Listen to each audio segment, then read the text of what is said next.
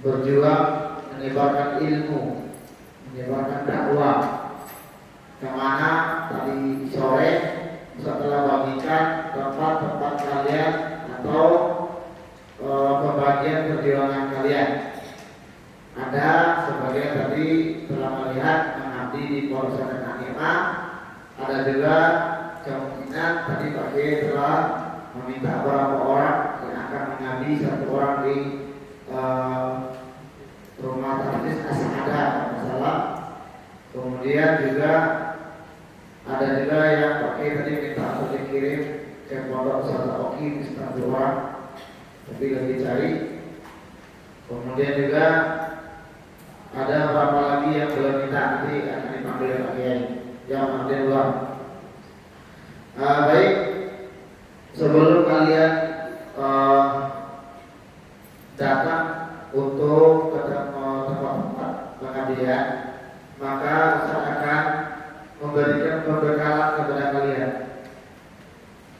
Saya karena ya waktunya terdesak gitu kan, coba agak longgar mungkin di hotel ya, di hotel pagi hari. Tahun-tahun sebelumnya biasanya di hotel pagi hari gitu.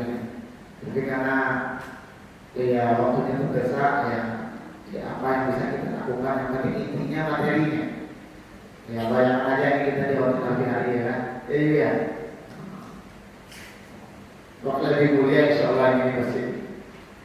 Kemudian anak-anak semuanya, tadi kalian telah mendapatkan surat, kalian di dalam atau di luar. Kalau yang di dalam, maka ceritanya pendek aja, ya kan? Tinggal nanti ikut amalia tajwidul mudarisin saja. Tidak perlu menyodorkan surat pengantar lagi, tidak perlu meminta surat pada diterima lagi, ya kan? Tidak perlu lagi mengirimkan surat tugas lagi. Tinggal nanti Ustaz Usman mengeluarkan SK. SK dikeluarkan oleh Pak Kiai, SK pengabdian selama 1 tahun di sini. Tetapi kalau pengabdian di luar, ini prosesnya lumayan agak panjang, maka kita akan banyak mendapatkan pengalaman ya. Apa prosesnya? Kalau kalian sudah mendapati bahwasanya dalam pembagian pengabdian yang tadi termasuk pengabdian mandiri, ini maksudnya melatih kalian untuk bisa datang ke beberapa lembaga pendidikan Islam untuk menawarkan surat pengantar tadi agar kalian bisa belajar mengabdi di sana. Nah ini butuh latihan. Ustaz, saya takut, Ustaz. Jangan takut. Ya, kita latihan. Kalau kalian datang misalnya tanpa membawa surat tadi, tiba-tiba kalian datang contohnya nih, contohnya Nur Atika contohnya, datang ke Pondok Darul Tauhid, tapi tidak membawa itu, maka insya Allah tidak akan diterima di sana. Ya, kamu siapa? Apa? Ramalan apa? Hafal berapa? Ya. Tapi kalau membawa surat itu, maka orang itu atau kiai di sana melihat pengabdian, oh di sini mau belajar di sini. Nah, maka mereka mengalami dia silakan bertobat. Kalian pernah membawa mobil, layu lagi itu, sering bawa mobil, ya kan? Tanpa izin kadang-kadang. Nah, terus pernah lihat mobil mereknya latihan mengemudi, pernah lihat? Kenapa dia pelan-pelan orang gak marah? Kenapa? Karena tulisannya latihan mengemudi. Tapi kalau nggak ada tulisan itu, di kosong-kosong, tik. Karena bisa bawa mobil di depannya ada mobil truk, akhirnya kita nggak bisa potong mobil kata tik. Kenapa? Karena di belakang mobil lagi ada orang situ tidak bisa latihan mengemudi, nggak ada. Nanti kata orangnya pasti di depan ada mobil, kenapa nggak dipotongnya? Tetapi kalau ada latihan mengemudi, maka orang yang maklumi. Bahkan kalau saya ada yang buat lampu merah lebih ditambah aja, mungkin polisi bisa maklumi oleh latihan ini. Hati-hati ya. Nanti kalian ketabrak orang nanti berapa seperti itu ya. Begitu juga kalian dengan membawa surat itu nanti akan memudahkan kalian. Assalamualaikum. Oh, enak. Lagi terus ya? Ya. Jadi caranya bagaimana prosesnya? Bagaimana prosesnya? Prosesnya gimana? Prosesnya adalah nanti Ustaz akan mengeluarkan surat seperti ini, namanya surat permohonan pengambilan. Nah, kita bakal 15 Juni, nampak di situ? Nampak? Nah, Ustaz ambil sini ya. Nah, surat seperti ini.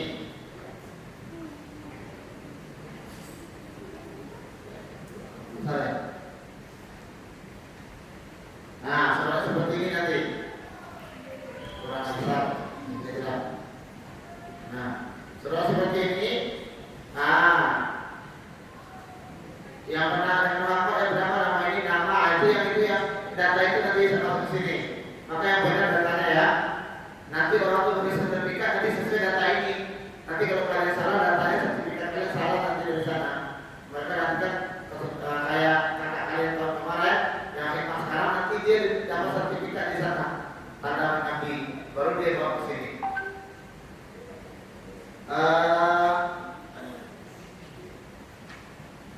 Jadi ini yang akan nanti kalian bawa, ini namanya surat permohonan pengantar dari kami dari Pak Kiai kepada tempat-tempat yang kalian datangi.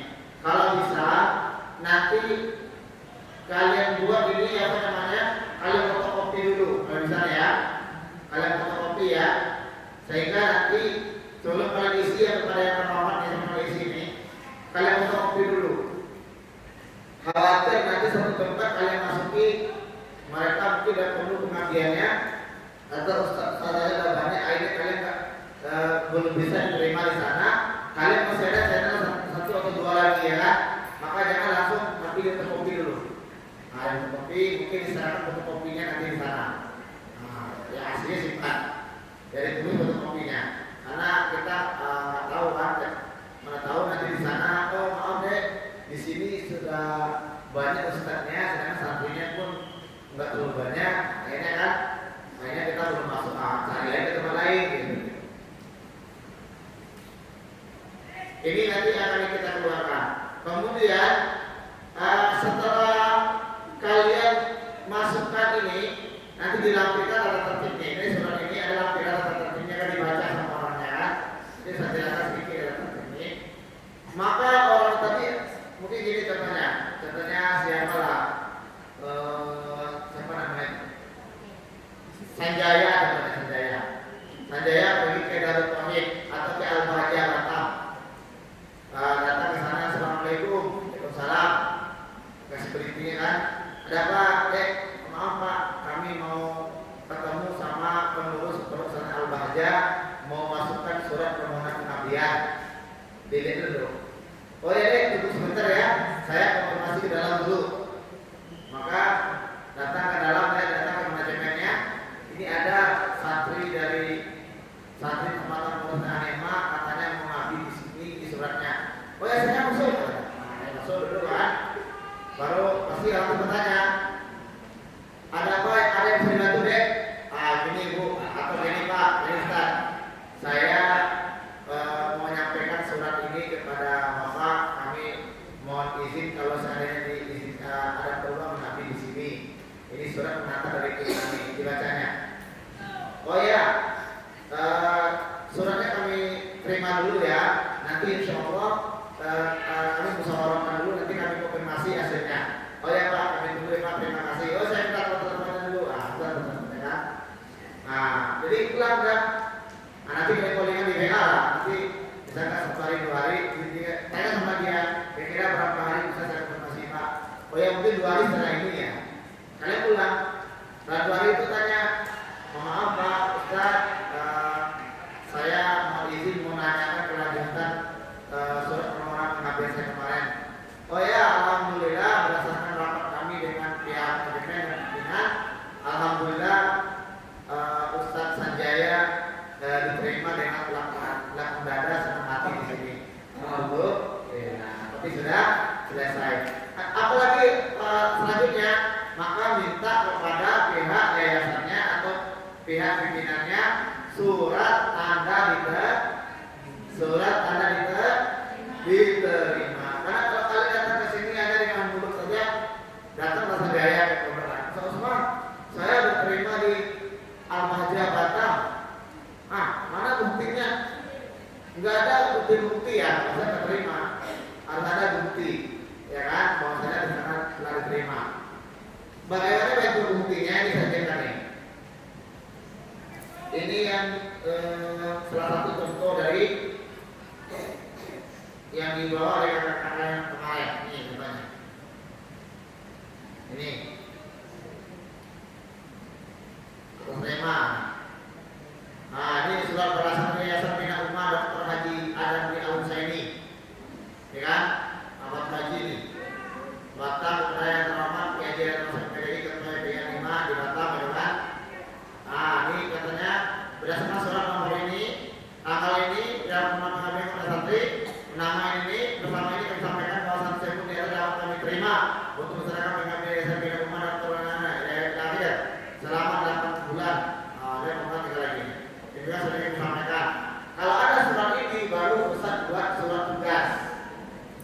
Berarti Ustaz berarti pihak Yayasan Anima atau proses Anima telah mengakui kalian telah mengabdi, ya. Tapi kalau kalian tidak punya surat ini, bisa kalian ngabdi aja. Pokoknya ngabdi aja, nggak ada surat ini, maka kita menganggap kalian belum mengabdi. Tahu ya? Tahu semuanya? Jadi Ustaz dapat surat ini. Ustaz, kata Aulia Rahmawati, saya mengabdi di Mojokerto, Purwokerto. Bagaimana cara saya mengantarnya, Ustaz? Berlakulah pantun orang Minang, ya. Tarata rumah perseban kelinci nanti baju. Tadaka kita berpasar melalui WA kita bertamu. Bisa dikirim PDF-nya melalui WhatsApp. Ustaz, maaf teman-teman, karena jarak yang menghalangi kami, saya adik ke sana, maka hanya melalui WA. Ini ada bukti sana dapat pengabdian di Purworejo, kan? Purwokerto. Terima kasih. Nanti baru Ustaz buat surat tugas, Ustaz kirim balik. Baru dikirim ke sana, surat tugas tadi dikasihkan kopiannya kepada pondok pesantren di sana. Tahu semuanya? Tahu prosesnya? Yang benar atau prosesnya? Kalau Bayu maaf ya, tinggal belajar aja, ya kan? Pertama yang jauh-jauh nih, tolong dijaga harga, martabat, derajat pondok kita, jangan asal-asalan. Apa guna surat ini? Ini tanda pondok kita tuh punya satu manajemen yang bagus. Jadi kalau ini berarti bagus manajemen pondok ini. Gitu.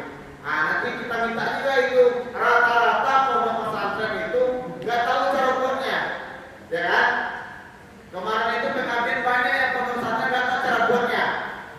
Akhirnya Ustaz kirimkan satu contoh. Contoh ini akhirnya pondok pesantren contoh seperti itu. Nanti kalau ada kalian misalnya kayak biasanya rumah tafis, MDA, TPA itu biasanya mereka belum tahu cara bikin kadang-kadang ya.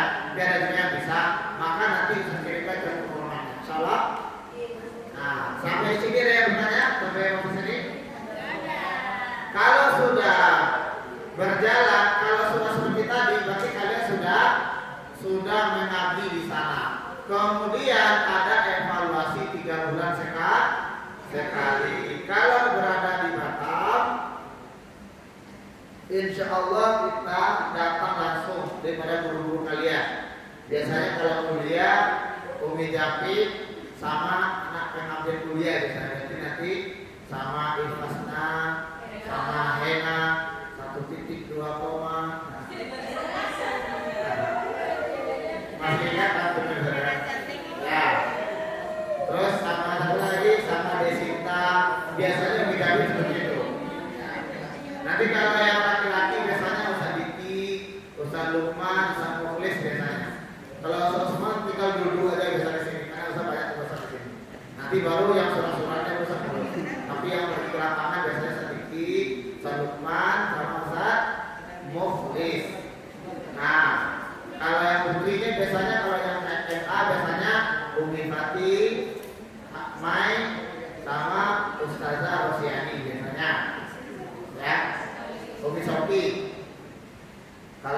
putra itu biasanya ya. Tadi sebelum masuk ke sini, bagi kalian yang dekat rumahnya di sini, nanti kalau dapat tanda diterima pengabdian seperti ini kalau bisa jangan pakai WA, WhatsApp. Jadi salah satu bentuk hormat kalian sama guru kalian. Kalian datang ke sini sambil lepas rindu lah sama pondok kalian ya kan. Walaupun ada liku-likunya di sini, contohnya karena apa kalau pondok kita tuh walaupun bagaimanapun itu pasti kan berkesan di hati kita ya. Misalnya rumahnya Batu Haji apa jangan pakai WA, datang ke sini. Datang terus tapi di kolom Ustaz kapan Ustaz ada, saya sudah dapat pengabdian ini, saya menyerahkan surat tugas Ustaz. Oh ya, jam ini ikuti jam yang saya tentukan ada tugas itu ya. Paham semuanya baca ini? Jadi 3 bulan sekali insya Allah kita akan ada evaluasi, ada format penilaiannya. Nanti formatnya saya tak jelaskan di sini. Tapi nanti dibawa oleh ustazah yang pergi pengambilan tersebut. Kalau jauh, misalnya jauh tinggal mengambil di Bengkulu atau mengambil di Tanjung Pinang, atau kalau misalnya Samsul, contohnya mengambil di Bengkulu Bojol, ya, Padang. Apalagi ada yang selain di Tanjung Pinang lagi? Pekanbaru contohnya mengambil Pekanbaru ada lagi? Kalau itu hanya nanti kami usah kirim hanya format penilaian saja kepada kiainya, bukan kepada kalian, kepada pimpinannya yang di sini nanti, ya. Oke, ini tentang proses ya.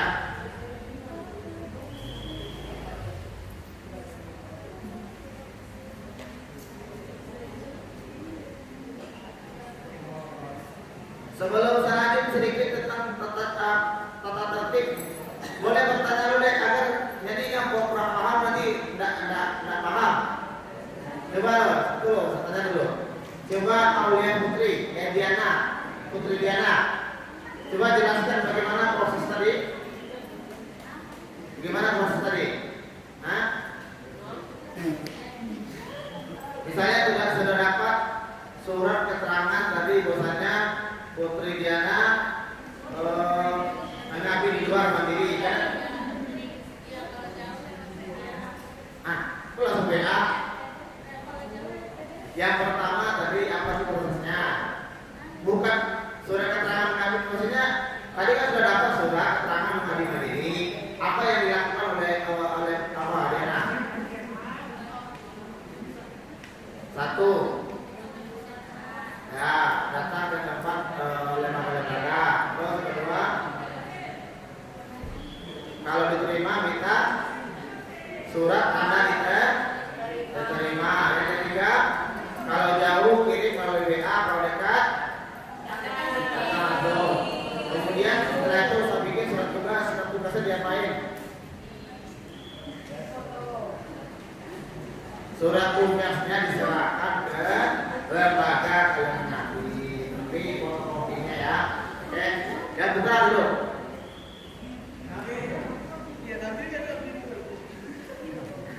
Nabil, gimana?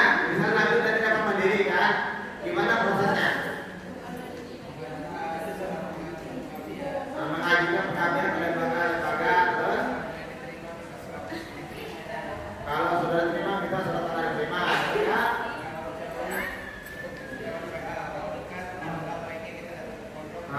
Terus setelah itu baru servis surat tugasnya diapain?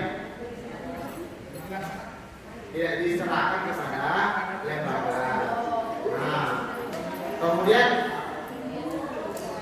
selama kalian mengambil di sana itu coba kalian promosikan tentang pondok, ceritakan kebaikannya, jangan keburukannya. Ya, keburukannya sama-sama kita perbaiki ya.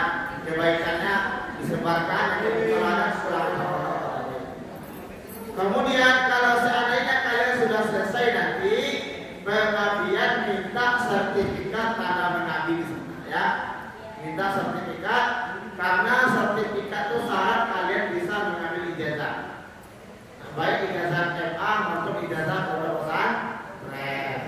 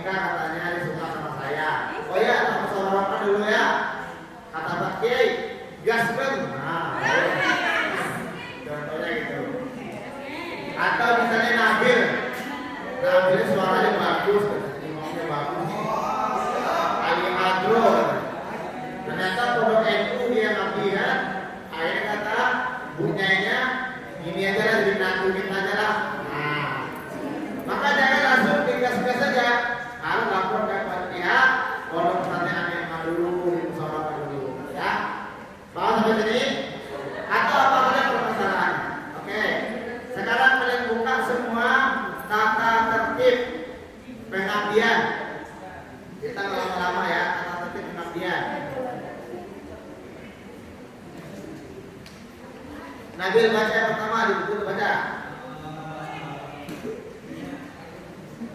Wajib menjalankan tugas pengabdian selama 1 tahun terhitung dari tanggal penempatan. Ya, jadi mengabdi wajib 1 tahun ya. Jangan sampai patah di tengah. Harus 1 tahun. Jadi dari bulan Juli ke bulan Juli. Lanjut, Nabil kedua. Wajib menaati peraturan yang telah ditetapkan oleh Bapak Pengabdian. Ya, yang ketiga. Wajib menjalankan tugas atau amanah dengan baik, dengan sebaik mungkin, baik diberi honor ataupun tidak diberi honor, jangan meminta. Nah, nomor 3 nih coba di garis bawahi dulu. Ya. Yang nomor 3 ini kalau perhatikan baik-baik. Kita mengabdi niatnya belajar mengamalkan ilmu yang telah kalian tuntut selama 6 tahun atau 3 tahun dengan nikmat. Kemudian belajar juga menyampaikan ilmu-ilmu yang telah kalian dapatkan. Maka jangan sesekali kalian berpikir untuk digaji. Insyaallah tawajud kepada Allah saja, ikhlas karena Allah. Dan biasanya orang ikhlas itu biasanya tidak Allah sia-siakan rezekinya. Jadi jangan ada pikiran di situ dikit honornya malah saya pada sini dikit honornya. Maka niatnya kita mengabdi. Kalau dikasih alhamdulillah. Kalau nggak bisa ditampung dengan tangan, kata orang Minang dengan nyiru ditampung. Kau nyiru kan? Dapat apa beras itu nyiru namanya. Jadi kalau biasanya kadang-kadang ada yang ngasih beli sabun saja, ada yang ngasih sampai 500, ada juga yang ngasih sampai 1 juta. Tergantung rezeki kalian masing-masing yang sudah tercatat di Lauhul Mahfuz. Jangan pula banding-bandingkan. Ternyata kami dapat mengabdi di pondok pesantren mewah, gajinya 5 juta sebulan. Nah, berlipat-lipat daripada gaji Osman dan lain-lain. Nah, maka jangan pula kata Wahyu, aku mengabdi bos dulu. Nah, jangan begitu, ya. Paham ya? Atau misalnya siapa namanya Tasa Amalia Putri mengabdi. Oh, Natasha Amalia mengabdi gajinya 8 juta sebulan. Maka berlatika jangan pula cemburu, ya, jangan pula iri, karena sesuai dengan rezeki masing. Yang penting niatnya tidak mencari honor, niatnya ikhlas karena Allah. Kalau diberi alhamdulillah. Lanjut, coba Wahyu baca nomor 4. Wajib membuat aturan dan pengalaman yang ditandatangani oleh pimpinan lembaga tempat pengabdian. Ya, wajib membuat laporan pengembangan. Nanti formatnya insya Allah saya kirimkan nanti ya. Kalian bikin laporan. Nah, apa adanya, jangan direkayasa. Apa adanya. Kalau kalian misalnya mengajar kelas TK, laporkan kelas TK. Ya, gitu ya. Kalau kalian mengajar kelas MI, laporan kelas MI yang direkayasa. Oke? Sekarang yang B, kewajiban selaku pengajar. Tadi kewajiban umum ya. Karena apa kewajiban kalian selaku pengajar di sana? Coba hari ini yang pertama. Ya, yang pertama ini kalian nanti jangan asal-asalan di sana. Kalau kalian mau mengajar, persiapan dulu. Ya, apa yang mau diajarkan. Kalau nanti kalian belajar, kalau seandainya nanti kalian mengabdi di sana, nanti mungkin ada pelatihan kalian bagaimana cara persiapan mengajar. Mungkin kalian ada persiapan mengajar dulu ya. Jangan masuk ada persiapan, tiba dalam kelas ada cerita si kancil anak nakal, ya kan? Akhirnya jadi kancil semua, anak nakal semua, ya. Jadi persiapan dulu. Lanjut, nomor 2. Kalau ada daftar hadir nanti ditandatangani biasanya orang tuh malas, itu godaan setan. Ada daftar hadir. Kalau ada pinggir, ya, fingerprint biasa sekarang jarang orang pakai daftar hadir. Sekarang fingerprint, jangan sampai salah. Jangan sampai lupa fingerprint. Nanti kalau fingerprint tadi, kalau kita nggak pinjam dihitung alfa kita, gitu ya. Nah, Darwis, gitu ya. Nanti kamu pinjamkan nanti ya. Iya, di sini ada pinjam deh. Yang nomor 3, Riki.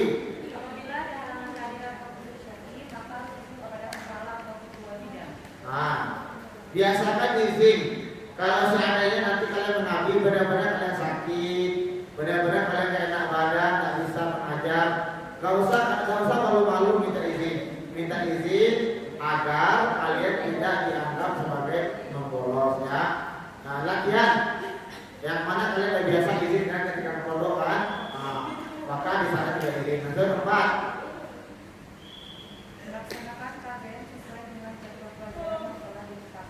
Ya, lanjut. Nomor 5. Ya, kalau nanti ada di situ biasanya ada nama supervisi, ya. Ada namanya evaluasi. Maka kalau ada evaluasi, kalian jangan pula tersinggung di evaluasi. Misalnya R&D, kata orangnya R&D ini pintar bahasa Inggrisnya, tapi sayangnya saya sering terlambat atau itu. Ya terima. Dirubah, itu contoh gitu kan. Contohnya apa lagi? Sinta Amelia gitu. Orangnya baik, tapi saya pendiam, contohnya gitu kan. Maka jangan pendiam, banyak komunikasi, contohnya gitu. Contohnya apa lagi nih? Contoh Tirto, pintar orangnya, contoh gitu kan. Tapi dia kurang pergaulan, contoh gitu kan. Nah, contoh nih bukan asli nih. Contohnya Hena contohnya. Hena ini dia vokal, ceramahnya bagus. Tapi saya contohnya. Tapi saya gitu kan, orangnya suka jalan-jalan. Maka jalan-jalan kayak gitu. Nah, maka kita orang yang akan maju itu adalah orang yang objektif siap mengkritik, siap dikritik, siap memberi masukan, siap diberi masuk, siap mengevaluasi, siap dievaluasi. Kalau orang yang tidak mau dievaluasi, orang nggak mau dikritik, maka dia nanti statis, tidak akan bisa berkembang, tidak akan bisa dinamis. Jadi ya, anak-anak semuanya jangan mudah tersinggung kalau dikritik sama orang. Tanda orang sayang sama kita ya. Oke. Nanti kalau kalian mengabdi, kalau dikritik oleh kiainya atau pimpinannya jangan pula kecil hati. Kita perbaiki. Contohnya, anak Amin hebat, pintar, tapi sayang kalau pegang HP itu kayak apa dunia. Contoh itu kan. Oke, lanjut nomor 6.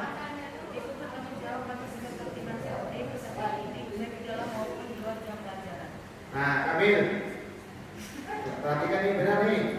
Jadi jangan kalian beranggapan kalian mengabdi bisa di luar hanya mengajar saja. Tetapi kita bukan mengajar tapi juga mendidik. Maka kita juga perhatikan santri di luar jam mengajar. Ini jangan salah kaprah. Kalian kan sudah habis jam mengajar, pergi kamar main HP. Santri tinggal langgar, bentar balik kalian biarin. Ini namanya sudah mendidik ya.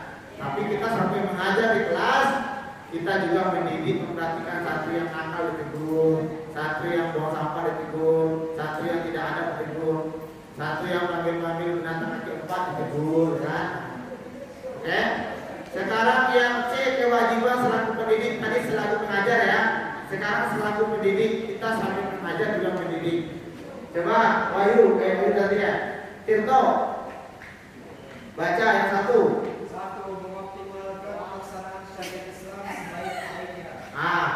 Kita selaku pendidik, tolong dijadikan diri kita sebagai contoh, ya. Terutama yang perempuan ini, anak-anak ustaz yang putri ini, terutama kalian pakai jilbab. Kalian nanti kalau mungkin kalian ada yang bercadar yang tapi kalian bercadar sini ya. Misalnya kalian mungkin di MA mungkin jilbabnya nggak perlu dalam-dalam sebenarnya. Nanti kalian mengajar misalnya mengabdi pondok Imam Syafi'i, atau mengabdi di pondok Al-Ukhwah, mereka dalam di blognya, kalian sesuaikan, insyaallah. Ya, atau misalnya kalian yang sudah sering Ustaz sampaikan sampai berakar menurut Ustaz, tolong pakai apa namanya ini? Handsock, gitu kan? Tapi nggak pakai juga, maka kalau kalian sudah jadi pendiri nanti dipakai. Kalau keluar dipakai ya, karena itu Ustaz, saya hitam manis Ustaz, tetap apalagi putih mulus jadi sama aja orang. Ya laki-laki yang itu. Nanti mungkin di santri kalian pernah tidur pakai celana pendek contohnya. Tapi kalau jadi ustaz ya, begitu lagi. Datang santri masuk nanti mau khidmat, banyak ustaz celana pendek aja dia celana pendek pula akhirnya yang saya. Jadi jadikan kita mengamalkan syariat Islam sebaik-baiknya. Mau semuanya? Jangan sampai kita melanggar. Terus lanjut kedua. Contoh. Memberikan contoh tauladan yang baik kepada santri atau peserta didik dan kepada siapapun. Sama yang beberapa tadi ya. Jadi secara psikologis anak murid itu lebih mudah mencontoh tingkah laku kita daripada ucapan kita. Ya. Jadi walaupun kalian berkuar-kuar, ini, tapi kalian tidak salah berjamaah. Misalnya kalian yang perempuan misalnya pakai jilbab pendek, kalian misalnya cekakak cekiki, ya, maka itu yang dicontoh oleh murid kalian, bukan ucapan kalian, ya. Maka bagaimana kita jadikan diri kita contoh untuk anak murid kita, ya. Nomor 3, berusaha meningkatkan kemampuan secara profesional. Jadi kalian tuh mengabdi sambil belajar. Bagi anak-anak Ustaz kayak siapa namanya? Natasha. Mana Natasha? Lia, mana Lia? Lia Rahmawati mana? Oh Lia Ramadhani. Mana Lia Ramadhani? Katakan. Kalian sudah hafizah tapi belum guru ya. Maka nanti kalian di luar mengabdi sambil menguasai Qur'annya. Insyaallah. Begitu juga yang basicnya misalnya di modern, Alia itu kan modern. Misalnya bahasa Inggris kalian tanpa dimantapkan, bahasa Arab kalian tanpa dimantapkan, itu kan? Jadi jangan kalian mengabdi malah statis atau tidak ada perkembangan. Justru kita menambah kemampuan kita terus. Kalau kita ngajar nahu yang selama ini saya ajarin nahu sorok, fikir aja nggak paham, tiba di sana kalian baca-baca lagi. Oh saya ingat atau sebelum ini dulu cara mengartikan berkata kesempatan seperti itu kan? Paham semuanya? Gitu ya, ditingkatkan kemampuannya. Lanjut. Bersikap profesional dalam menjalin hubungan dengan yayasan. Ya, jadi kita harus menghargai pimpinan kita, atasan kita ya. Dan jangan suka menggunjing. Banyak sekarang penyakit orang itu suka menggunjing. Yang benar diri dia saja. Pakai salah, ketua yayasan salah, sekretaris salah, ini salah. Yang benar siapa? Dia bingung. Jangan biasa seperti ini. Lebih baik kita menyalahkan diri kita agar ada perbaikan. Lanjut. Selalu memelihara semangat kerja dan meningkatkan rasa keluargaan dengan sesama ustaz-ustazah dan karyawan. Ya, jangan kita jalin kekerabatan, berteman, kita kerja tim ya, kerja tim. Jangan nanti sama ustaz saling nggak teguran gara-gara apa? Gara-gara kalah saingan dengan ini teguran. Gara-gara gajinya berbeda nggak teguran ya. Lanjut. Bertanggung jawab untuk berpartisipasi aktif dalam sebuah keputusan sekolah. Ya, lanjut. Mengikuti secara aktif setiap rapat. Halo, anak-anak usaha semuanya. Nanti kalau ada acara rapat di tempat kalian mengabdi, jangan sampai kalian tidak hadir ya. Kalian belajar di situ bagaimana cara rapat yang baik. Kemudian kalau bisa kalian memberikan usulan. Begitu apalagi laki-laki ya, jangan sampai kalian kalau rapat nggak ada usulan. Dalam kitab Kalimat Ta'alum, laki-laki yang tidak punya usulan sama setengah laki-laki namanya. Ya, setengah laki-laki namanya. Oke, lanjut. Berpakaian seragam, bersepatu, berkaos kaki dan berkopiah hitam bagi laki-laki. Nah, ini dilihat keadaan pondoknya ya. Kalau pondoknya nanti pondok Nahdliyin, biasanya nggak ada pakai sepatu kan, pakai sandal, pakai sarung, ya kan? Nah, pakai peci hitam. Kalau pondoknya pondok modern kayak motor, yang cabang-cabangnya biasanya pakai sepatu. Pakai apa namanya? Ya, diikutilah. Asalkan itu tidak melanggar syariat ya. Oke, lanjut. Ikuti upacara bendera. Ini satu lagi nih, para pusat penyakitnya nih, malas ikut upacara bendera. Kalau ada upacara bendera diikuti ya, jangan pula bid'ah upacara bendera itu syirik, hormat ke bendera. Nah, jangan kita filosofi dalam memahami. Kalau menyembah bendera baru syirik, ya kan? Ya, ada juga orang selalu sempit dalam memahami agama, akhirnya sulit hidupnya. Maka anak-anak ustaz jangan sampai sempit seperti itu. Terus, Hadir di ruang kelas 10 menit sebelum mengajar. jangan sampai terlambat, kalau bisa 10 menit sebelum mengajar sampai di kelas untuk mengontrol anak-anak itu rapi atau belum. Lanjut. Waktu dalam memahami dan menghadiri KKR. Jangan terlambat, jangan belajar cepat pergi. Ini yang dicontoh yang tidak bagus itu adalah masuk-masuk tinggalkan catatan pergi kantor, cerita main HP, jangan sampai seperti itu. Tapi kami pernah lihat guru kami seperti itu saat contoh yang baiknya ya. Jadi yang baiknya dicontoh, kalau saya nggak cocok jangan dicontoh, tapi nggak boleh buruk.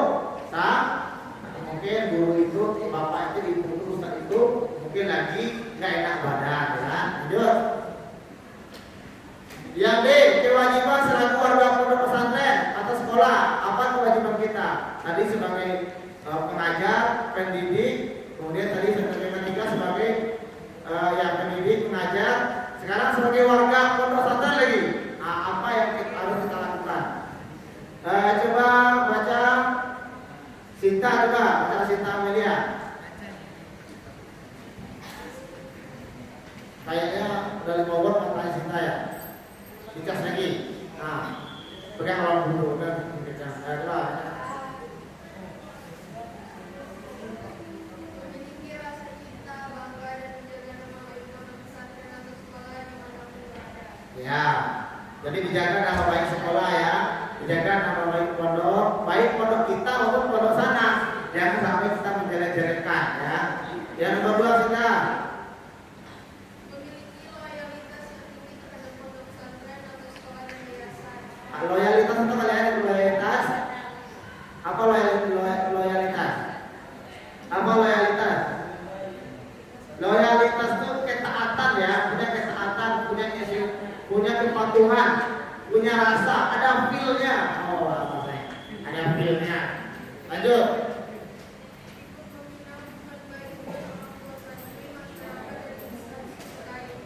Ya.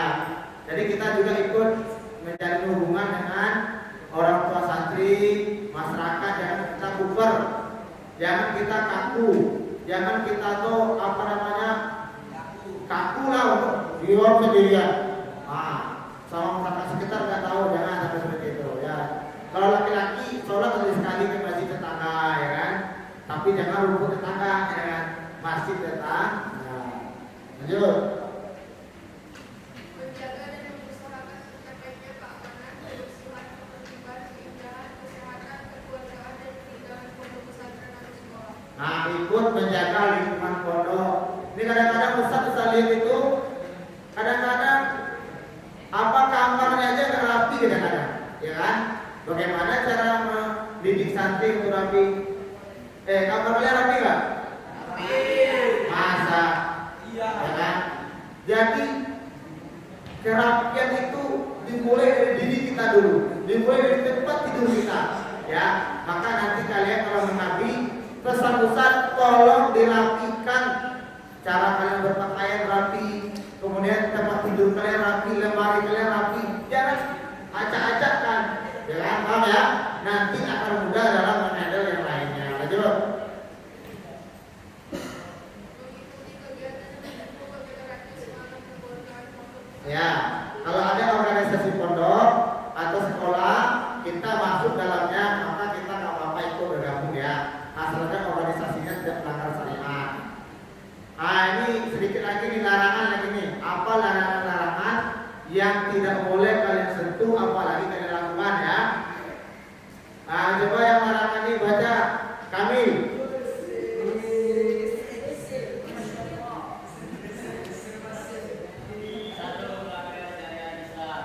Nah, melanggar syariat Islam ini sebenarnya bukan hanya di pondok saja, di mana saja kita nggak boleh melanggar syariat Islam ya. Jadi ya, melanggar syariat Islam nggak boleh, oke? Syariat Islam nggak boleh kan? Pokoknya syariat agama nggak boleh dilanggar. Lanjut.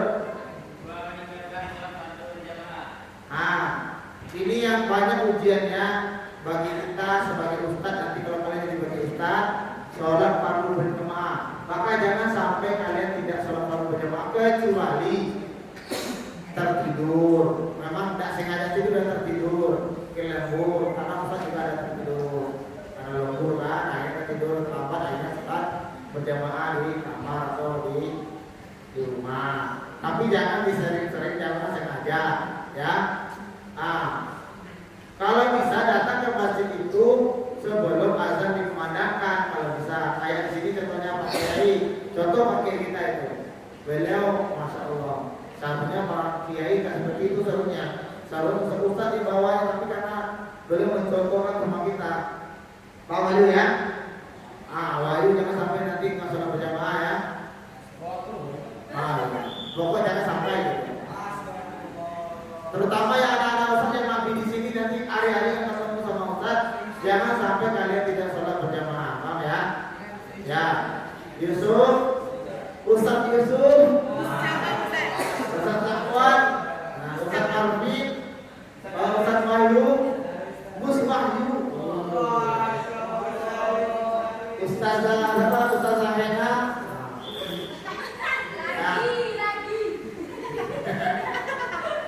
Lanjut. Ini ya, yang putri juga gitu. Ini kadang-kadang ustazah pada datang ke masjid di absen sama Nadila aku datang ada ya. Jadi bukan karena absen ya, tapi karena out. Walaupun perempuan itu tidak wajib berjamaah di masjid, tapi ini pendidikan, jangan dipakai itu. Ada kayak gitu, santri-santri putri itu ada sholat di masjid. Nah, tapi kita di pondok pesantren latihan ya, melatih anak-anak, maka kita tetap sholat di masjid. Lanjut. Ya, jangan melakukan kegiatan melanggar norma. Apa contohnya? Hah? Apa norma-norma masyarakat nggak boleh dilanggar? Bukan itu syariat Islam itu. Itu syariat Islam. Norma masyarakat contohnya. Yaitu contohnya norma masyarakat ini gini.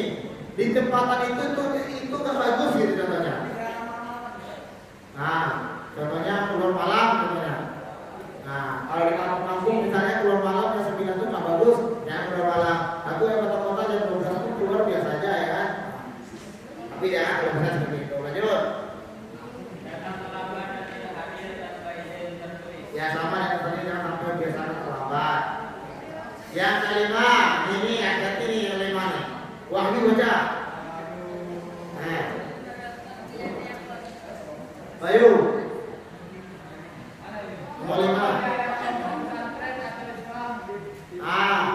Jangan sesekali kalian merokok, paham ya? Jangan sampai kalian merokok. Kalau santri-santri Ustaz kan sudah dilatih nggak merokok, maka jangan sampai merokok baik di sekolah maupun di luar sekolah.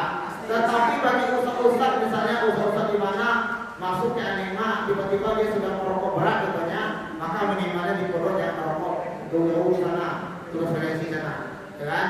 Tapi kalau anak-anak ustaz semuanya yang dilatih 6 tahun nggak merokok, jangan sesekali kalian coba merokok, paham ya? Sulit menghindarkannya, sulit meninggalkannya. Satu bungkus saja berapa itu kan? Coba dibelikan susu gimana enaknya tuh, ya kan? Nah. Nenek. Paham ya, yang laki-laki ya jangan sampai merokok ya. Rukanya hukumnya rokok tuh, ya. Bahkan kalau di tenggorokan kata Ustaz berborong, kalau ada bapak-bapak ibu-ibu yang punya anak gadis, kalau ada yang lamar merokok kata beliau jangan diterik. Itu kalau di tenggoro ya. Nah, kalau ada yang lamar nanti diterima ya. Paham ya? Nah. Ya. Wahyu itu cepat ya. Berenang Ustaz takut ya. Ya. Makanya yang suka ya lamar.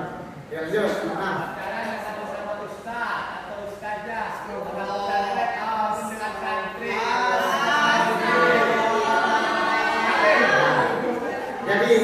Jadi pondok pesantren itu ada 3 pantangannya. Yang pertama tidak boleh merokok dan teman-temannya. Yang kedua tidak boleh pacaran dan teman-temannya. Yang ketiga nggak boleh bawa HP. 3 itu pondok pesantren. Maka jangan sampai kalian berpacaran, paham ya? Apalagi berpacaran dengan santri.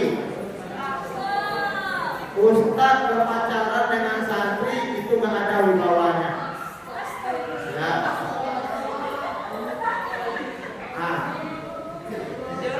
paham ya? Nanti katanya yang pengabdian di sini nih, misalnya ada anak MA tapi cantik, anak UB tapi cantik, jangan kalian PDKT pula, paham ya? Nah, gitu juga yang ustazah yang ngabdi nanti, kalau ada gusnya yang ganteng atau ustazah yang ganteng, jangan kalian suka pula, paham ya? Kalau menikah apa ya, tapi pacaran tidak boleh. Pacaran tidak boleh. Tidak boleh. Ya. Jadi sesama ustaz ustazah nggak boleh. Apalagi pacaran ustaz sama ustaz. Ustazah sama ustazah. Alhamdulillah. Ya. Jadi ustaz sama ustazah aja nggak boleh. Ustazah sama ustazah. Alhamdulillah. Ya. Jangan sampai hal-hal yang tidak baik dilakukan. Lanjut. Semoga Allah jauhkan kita dari pacaran. Kalau pengen nikah aja sekalian ya pacaran. Ya. Kalau di pondok animan ketahuan pacaran dikeluarkan, walaupun ustaz. Ya. Nomor 7. Menggunakan handphone di luar waktu yang telah ditentukan diperbolehkan menggunakan handphone hanya pada hari Sabtu dan Ahad. Ya. Jadi pengabdian animah baik di animah maupun di luar itu tidak boleh bebas menggunakan HP. Karena terutama yang anak kuliah nih. Anak kuliah ini punya hafalan 30 juz ada kubro. Masya Allah. Tapi kalau sudah pegang HP, Ustaz tandai aja kalau sudah pegang HP, insya Allah sudah boleh. Nah, maka Hena, terus lagi Natasha, Desita, Kuliah Ramadhani, kalau bisa dikurangi pegang HP nanti ya. Kemungkinan nanti ada pengaturan pegang HP nanti. Ya, jadi nggak bebas sehingga kalian fokus bekerja, berjuang ya. Tapi nanti ada waktu-waktunya boleh melihat Facebook, melihat YouTube, TV boleh. Tapi jangan 24 jam sampingnya tengah makan di aja, ya. Paham semuanya? Nah, jadi terutama yang anak ustaz yang sudah hafidhah, tolong dijaga sayang hafalan kalian. Ya. Nah, berarti kami anak MK boleh tapi hafizah kan habis. Nah, jadi masing-masing di pondok itu ada masing-masing unit itu ada kelebihannya. Kalau kuliah kelebihannya hafizahnya, kalau aliyah kelebihannya bahasa Arab, bahasa Inggrisnya. Allahu Akbar. Ya kan? Jadi masing-masing ada kelebihan. Nah, maka jangan dikotori dengan pegang HP, apalagi melihat hal-hal yang tidak baik. Paham ya? Sekarang ini banyak yang tidak baik merusak kita. Terus selanjutnya, nah ini banyak anak-anak emak dulu pengabdian Ustaz belum sampai di sini dulu. Ustaz dapat cerita bukan banyak ya. Ada berapa orang santri pengabdian anima dipulangkan lagi ke anima. Kenapa? Kerjanya di sana melihat HP terus. Maka jangan sampai seperti ini, malu Ustaz. Maka ditanya nanti,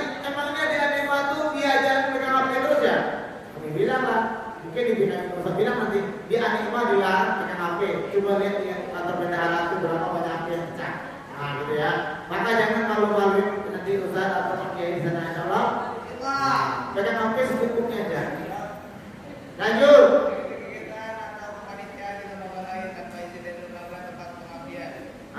Misalnya kalian pengabdian, tiba-tiba diam-diam ikut PSHT. Contohnya pergi sampai keluar kota tanpa izin, jangan sampai begitu ya. Kecuali diizinkan. Caranya, misalnya kalian anggota PSHT satu hitam, ada acara pertemuan gitu kan, minta izin sama pimpinan. Kalau diizinkan alhamdulillah, kalau nggak diizinkan ya sabar, ya. Atau anak dari Pala sini ada manjat Gunung Himalaya katanya. Maka kalau kalian mau ikut izin. Atau anak pramuka izin kepada pimpinan ya, jangan jelonong. Oke, yang terakhir. Coba bisa meminta baca orang yang paling vokal. Siapa kira-kira? Indah Siregar. Coba Indah, Siregar coba.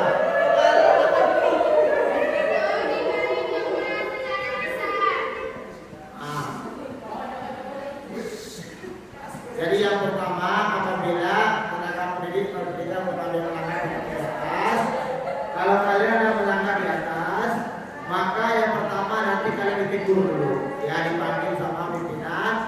Misal Wahyu contohnya lupa dia sangka di mana tuh, habis bisa buku sebenarnya, maka dipanggil dulu nih. Contoh gitu kan, contohnya. Atau ada seseorang santri putri lirik-lirik sama bosnya dalam tanda dipanggil. Jangan lirik udah punya suami istri ya. Paham ya? Yang kedua, baca lagi Indah.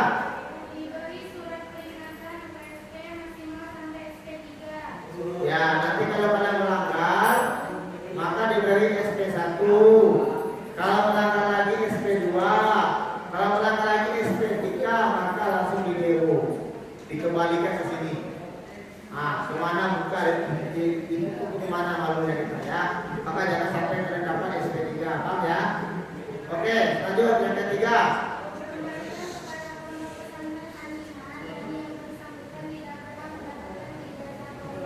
Ya, kalau sampai kalian dikembalikan ke sini, jangan berharap dapat ijazah ya. Ya, barangkali itu saja yang dapat saya sampaikan. Saya telah melakukan jam 10:01. Ya, apa yang telah saya sampaikan tadi, jangan lipat-lipat gitu. Dan lipat. Yang dulu lagi. Dah. Itu bukan yang balikan lagi. Coba baca-baca ya, kesalahan. Nanti kalian perbaiki apa yang ada yang segera perbaiki. Dan besok Ustaz minta kalian tepat waktu ya, jam 8 sampai sekitar orang tua kalian. Dan yang pengabdian di luar dari sekarang sudah masing-masing barang-barangnya. Ya, Ustaz bukan mengusir ya, tapi mengingatkan. Jadi nanti takutnya ketinggalan. Paham ya? Sampai sini ada pertanyaan? Ada. Semoga anak-anak semuanya diberi kemudahan sama urusannya. Kemudian diberi ilmu yang barokah, ilmu yang bermanfaat, dapat ilmu yang dulu, dapat ilmu yang bermanfaat, terutama ilmu yang Allah Subhanahu wa Ta'ala. Lebih kurang minta maaf. Assalamualaikum warahmatullahi wabarakatuh.